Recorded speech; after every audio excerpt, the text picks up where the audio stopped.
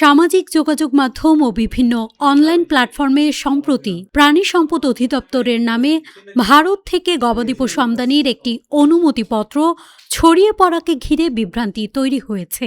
বিষয়টি নিয়ে স্পষ্ট ব্যাখ্যা দিয়েছে মৎস্য ও প্রাণী সম্পদ মন্ত্রণালয়। আজ শনিবার মন্ত্রণালয়ের তথ্য ও গণসংযোগ কর্মকর্তা মোহাম্মদ মামুন হাসান স্বাক্ষরিত এক সংবাদ বিজ্ঞপ্তিতে জানানো হয়, প্রচারিত ওই অনুমতিপত্রটি সম্পূর্ণ ভুয়া, বিভ্রান্তিকর এবং উদ্দেশ্যপ্রণোদিতভাবে তৈরি করা হয়েছে। প্রাথমিক যাচাই বাছাইয়ে দেখা গেছে নথিটির সঙ্গে সরকারি কোনো অনুমোদন, নথি বা প্রক্রিয়ার কোনো মিল নেই।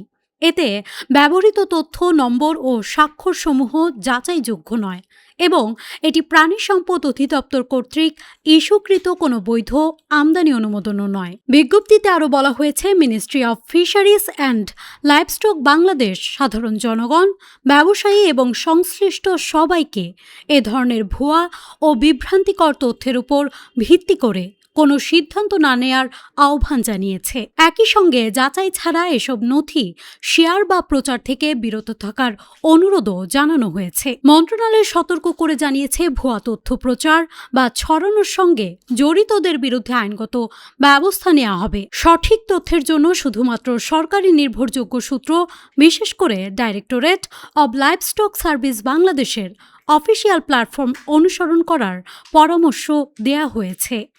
নিউজ ডেস্ক, মানব জমিন।